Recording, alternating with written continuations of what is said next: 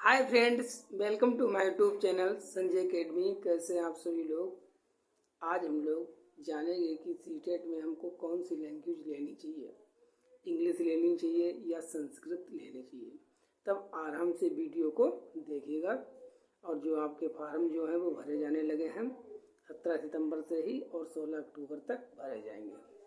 तो पहले तो आराम से समझिए, ठीक है।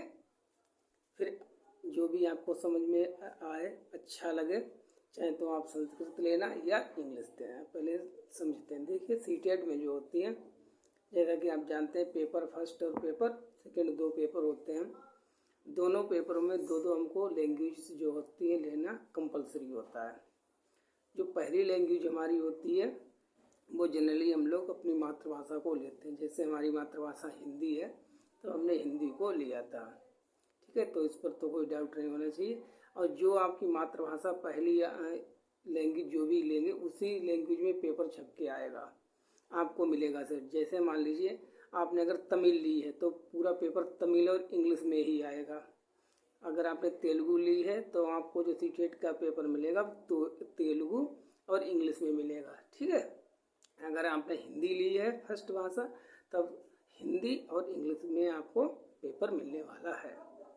तो ये तो क्लियर होगा। जैसे हम लोगों की मातृभाषा हिंदी है, ये मेरी मातृभाषा हिंदी है, जिसकी भी हिंदी है तो फर्स्ट लैंग्वेज तो हिंदी ले ली।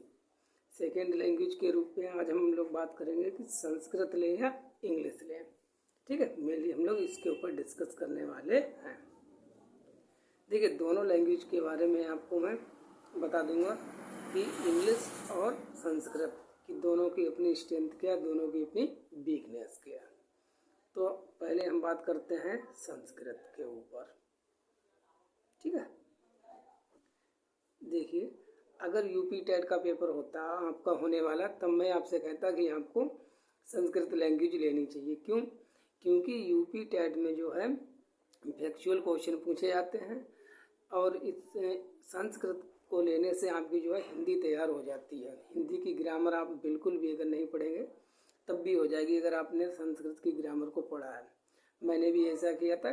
मैंने यूपी टेट में संस्कृत ली थी और हिंदी की ग्रामर प्लीज बिलीव मी बिल्कुल नहीं पढ़ी थी, लेकिन हिंदी की ग्रामर संस्कृत में हो जाती है क्योंकि संस्कृत से ही हिंदी निकली है, ठीक है। और जैसे मैं बताऊं मेरे 54 नंबर थे out of 60 Hindi plus Sanskrit को मिलाकर 27 नंबर दोनों भाषाओं में आ गए थे। लेकिन अब संस्कृत का अगर केस हम लेते हैं सीटेट के लिए तो सीटेट में क्या है, यहाँ पर पेडागोजी पूछते हैं, पैराग्राफ पूछते हैं। यहाँ पर कोई फैक्चुअल क्वेश्चन बहुत ज़्यादा नहीं पूछे जाते हैं, ग्रामेटिकल क्वेश्चन बहुत ज़्यादा नहीं पूछे जाते हैं। तो सीटेट के लिए अगर आपको देखिए संस्कृत आती है तब तो आप संस्कृत को 100% ले ही, ठीक है। इसमें कोई कन्फ्यूजन नहीं होना चाहिए। अगर आपको अच्छे से आती है, आप समझते हैं कि कर सकते हैं, तब आपको संस्कृत लेनी ही चाहिए। अगर आपको नहीं आती है, ठीक है, इनकेस कम आती है, अब इंग्लिश के ऊपर बात आते हैं तब दोनों के ऊपर बात करेंगे। जैसे इंग्लिश है, ठीक है, अगर आप इंग्लिश में ठीक ठाक है, ठीक है, आप अच्छे से समझ सकते हैं, आप अच्छे से कर सकते हैं, तब आपको इंग्लिश लेनी चाहिए। और जो हमारा सुपर टेट है यूपी में उसमें इंग्लिश और संस्कृत दोनों 10-10 नंबर की आती हैं। अब देखिए केस ये बनता है कि ना तो इंग्लिश ज़्यादा अच्छे से है आती है ना तो संस्कृत। अब कौन सी लैंग्वेज लें जिससे हमारा अच्छा स्कोर हो सके और हम सीटेट को क्लियर कर सकें। तब इस केस में आपको मैं सजेस्ट करना चाहूँगा, मेरी पर्सनल ओपिनियन है कि आपको इंग्लिश लैंग्वेज लेनी चाहिए क्योंकि मेहनत तो दोनों में करनी है, इंग्लिश में भी करनी है, संस्कृत में भी है। तो मेरे हिसाब से जो है इंग्लिश में ज़्यादा मेहनत करना जो है आपके लिए ज़्यादा बेस्ट रहेगा। फिर आपकी मर्जी है, कोई लैंग्वेज ले लीजिए। हमारा एम जो है वो क्या, सीटेट को क्लियर करना। माने ये नहीं रखेगा कि आपने इंग्लिश लैंग्वेज लेके किया है या संस्कृत लैंग्वेज लेके किया है। जिस भी लैंग्वेज में आप ज़्यादा कंफर्टेबल हैं वो ले लीजिए। देखिए मैंने 2 बार सीटेट को क्लियर किया है, एक बार इंग्लिश लैंग्वेज को लेकर, एक बार संस्कृत लैंग्वेज को लेकर। तो इसमें कोई माने नहीं रखता कि आपने कौन सी लैंग्वेज से क्या किया है क्या नहीं किया है, बस आपका पास होना चाहिए ओवरऑल, ठीक है। तो इसके दोनों लैंग्वेज के बारे में मैंने आपको बता दिया है। अब आपको जो भी बेस्ट लगे, अच्छा लगे, वो लैंग्वेज ले लीजिए। देखिए फार्म आपके भरे जाने लगे हैं और जल्दी से जल्दी अपना फार्म भर दीजिए, क्योंकि अगर आप अभी जल्दी से अपना फार्म नहीं भरेंगे तो हो सकता है कि आपको जो आपकी मर्जी का सेंटर ना मिल पाए, क्योंकि रूल जो होता पहले आओ पहले पाओ। जो पहले फार्म भरेगा उसको उस शहर में पहले अलॉटमेंट सीट को किया जाएगा। जैसे कि आपने देखा भी होगा, मैंने बताया भी है इससे पिछले वाले वीडियो में, जो पेपर आपका है वो 1 दिसंबर और 30 नवंबर को भी हो सकता है। अगर ज़्यादा किसी सेंटर पर मान लो भीड़ हो गई, ठीक है, ज़्यादा कैंडिडेट्स आ गए, तब 30 नवंबर का भी आपका पेपर हो सकता है। तो इसलिए जल्दी से जल्दी आपको अपनी इच्छा का जो है सेंटर मिल जाए, इसलिए जल्दी से फॉर्म को हमको भरना चाहिए। और मैं आपको बता दूं कि देखिए जो लैंग्वेज फर्स्ट में आता क्या है। जैसे लैंग्वेज फर्स्ट है, इसमें एक गद्यांश आएगा, एक पद्यांश आएगा और 15 नंबर की पेडागोजी आएगी। 15 की पेडागोजी, एक गद्यांश एक पद्यांश, जो लैंग्वेज फर्स्ट होगी। जो L2 होगी लैंग्वेज सेकेंड होगी। इसमें क्या होगा, इसमें दोनों गद्यांश दिए रहेंगे, ठीक है, इसमें दोनों गद्यांश होते हैं, फिर 15 नंबर की पेडागोजी होती है। लेकिन जो फर्स्ट लैंग्वेज आपकी होगी, जो मातृभाषा होगी, उसमें आपको पद्यांश भी करना रहेगा। और लेकिन सेकेंड लैंग्वेज में जो है पद्यांश नहीं होता है, इसकी जगह केवल 2 ही गद्यांश होते हैं, प्रोज के ही 2 पोर्शन बना दिए जाते हैं। तो ये बात हो गई, ठीक है। और 30 नंबर की दोनों लैंग्वेजें पूछी जानी है।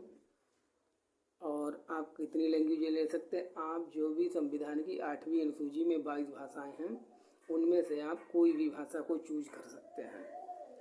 जो मेन बुकलेट आपको मिलेगी, देखिए जैसे आपने हिंदी ली तो जो मेन बुकलेट होगी उसमें आपकी हिंदी होगी और इंग्लिश होगी। अगर आपने अलग से संस्कृत ली है या कोई भी लैंग्वेज ली है तो उसकी बुकलेट आपको अलग से मिलेगी। इसके लिए अलग से बुकलेट मिलती है, मतलब 2 बुकलेटें होंगी आपके पास।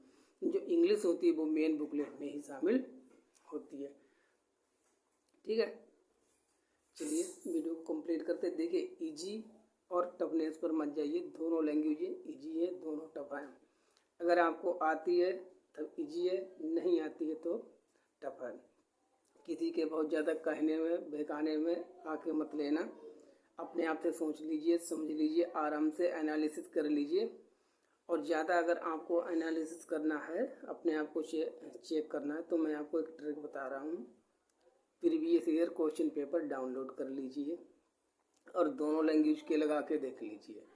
आप इंग्लिश वाला भी देख लीजिए और संस्कृत वाला भी देख लीजिए। अब देखिए कि आपको कौन सा जो है, किसमें आप ज़्यादा अच्छे से कंफर्टेबल हो पा रहे हैं, इंग्लिश वाले में हो पा रहे हैं या संस्कृत वाले में हो पा रहे हैं। कोई हड़बड़ी मत कीजिए, ज़्यादा जल्दबाजी मत कीजिए, ठीक है। किसी के कहने पर या किसी के दूसरे के लेने पर मत जाना, अपने आप से अपना डिसीजन लेके आराम से भरिए, क्योंकि एग्ज़ाम आपको देना है, आपको ही करना है, ठीक है। और किसी प्रकार का आपका कोई भी डाउट हो, कोई भी क्वेश्चन हो, तब आप हमसे पूछ सकते हैं। देखिए मैं आपको बिल्कुल 100% ऑथेंटिक जो है इन्फॉर्मेशन दूंगा, ठीक है, किसी भी प्रकार का कोई भी मिसलीडिंग वगैरह नहीं। चलिए अपनी वीडियो को यहीं पर कंप्लीट करते हैं।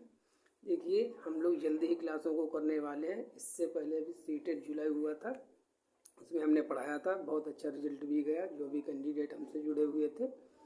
और फ्री ऑफ कॉस्ट, इतना कंटेंट क्वालिटी वाला, ठीक है, क्वांटिटी प्लस क्वालिटी दोनों चीज़ें आपको इतनी मैं प्रोवाइड करा दूंगा कि आपका सीटेट जो है बिल्कुल फ्री में ही क्लियर हो जाएगा। और इस बार तो टाइम बहुत कम मिला है। मान लीजिए 17 तारीख को नोटिफिकेशन आया और 1 दिसंबर को आपका पेपर हो रहा है, तो लगभग 2 महीने 12 या 13 दिन ही बचे पेपर की तैयारी करने के लिए। तो इसमें आपको बहुत ज़्यादा अच्छे से, बहुत ज़्यादा मेहनत एफर्ट लगा के आपको मेहनत करनी है, तभी क्लियर हो पाएगा, ठीक है। क्योंकि जो सीटेट का रिजल्ट है वो बहुत ज़्यादा नहीं जाता। देखिए सीटेट को क्लियर करना मैं आपको बता दूं बहुत ज़्यादा इजी भी है, बहुत ज़्यादा टफनेस भी है। अगर आपने अपनी अंडरस्टैंडिंग को क्लियर कर लिया, ठीक है, समझ को आपने विकसित कर लिया, तब आपके लिए इजी है। अगर आप केवल फैक्चुअल चीज़ें याद करते रहेंगे तब आपके लिए थोड़ा सा मुश्किल हो सकता है। इसलिए डोंट वरी अबाउट दैट, मिलकर तैयारी करते हैं हम लोग आपस में। चलिए वीडियो को कंप्लीट करते हैं, मिलते हैं नेक्स्ट वीडियो में। Thank you for watching. अगर नए हो तो चैनल को सब्सक्राइब कर लें और शेयर करें वीडियो को। Thank you.